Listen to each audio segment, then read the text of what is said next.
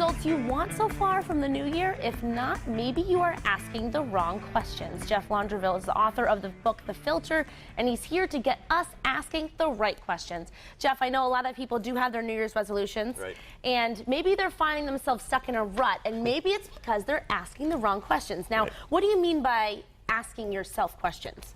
Asking yourself questions to see what track you're on. You know, what track you're on, what direction you're going into. Constantly checking in with yourself to know if you're on the right track is very important. And we think life happens to us instead of us happening to life. We can take more control than we think we can. So let's take control of our lives by asking the right questions and then getting the right answers. Right, and you have some tips to help people. The first tip is to change your questions. Try dropping why questions. Right. We don't want to focus on the problem. We want to focus on what's possible.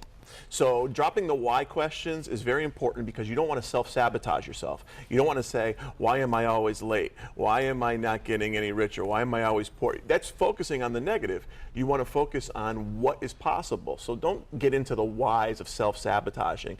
Now, there is some exceptions to why. And why the car is not working, you need to find out why it's working. So practical reasons like that, you need to figure out. But when it comes to your thoughts, your life, your drive, what you want, then try to stay away from the whys and go towards the whats or hows. Okay, that's a great tip, and it's something very simple. We can just make sure that we change the direction of which we ask ourselves those questions. Now, let's talk about the power of asking. Sometimes people are afraid to ask questions. Right, right. If people think they're too vulnerable, they're going to look silly, they're going to be embarrassed, they don't know, they should know. That's the big thing, should know.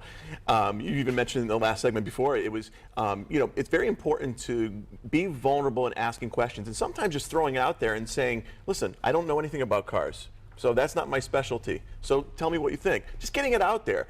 Sometimes it makes you feel better, not just the person that's, you know, talking to you or giving you advice, but actually you. So you don't feel like, oh, they're going to see through me. They're going to see that I don't know anything about this. Sometimes just throwing it out there is the best advice and say, listen, I don't know much about this, but I'd love to learn. It helps that being embarrassed, not knowing, and we as human beings, we think we should know, we should know. Well, how would you know unless you read or someone talked to you about it or you learned it in some way? So learning is the key to then knowing. But learning, we have to be, you know, kind of make sure it's important that we learn the right way. Well, that's the reason why you would call AAA, right, roadside exactly. assistance, because you don't know. And Exactly. if you did know, then you wouldn't have to call. Exactly. So it's okay to admit and to not be self-conscious to ask those questions. That's right. Because that's what it's all about. Dive deeper and ask from every angle. Right. And some people say, well, I'm not getting the right results here. You know, what can I do? What can I do? You can ask from different angles. Like I said before, the what's, the how's, and the, you know, how to go about it. Because if you're not getting an answer with one question, how about getting an answer from another question or another way? And then finding that motivation to take you through your resolution or what you want to change or what you want to add in your life by asking the right questions, by changing the questions, because maybe that question is not actually working for you. So coming at different angles and different questions, that helps motivate you to get on the right track. Because it does seem that the why questions tend to be more negative. Right. So maybe it is just making sure that all of the questions you ask yourself are positive. And sometimes it's reminding you of your motivation. What do I want to do this for? What are the ways of doing it? How should I do this? Sometimes it's just that motivator. It kicks back into gear to put you back on track. Yeah, talk to yourself. It's okay. Absolutely. And you also suggest to, when you wake up in the morning, ask yourself a mindful question. What is an example of a mindful question? Right, and that goes exactly with talking to yourself. Yeah. You know, every day we go on a journey, and our journey is going through the day. And anything we're going to do, whether it's with our children, whether it's work, however we're doing it, we have to pack for that journey. The most important thing to pack is your thoughts, first and foremost. So asking yourself, what do I want to accomplish today? How do I want to go about it? And all those questions then gives you answers before you even get out of bed sometimes. And you can actually think about it, gain the confidence to know the answers before you get to the situation. Dealing something with your boss, dealing something with your child, whatever it may be, think about it and say, okay, how am I going to handle this? What should I do? Even sometimes, like I said, while you're brushing your teeth, while you're getting ready, taking a shower, think about what's in store for the journey today, and then what can I do about it? What's in my control?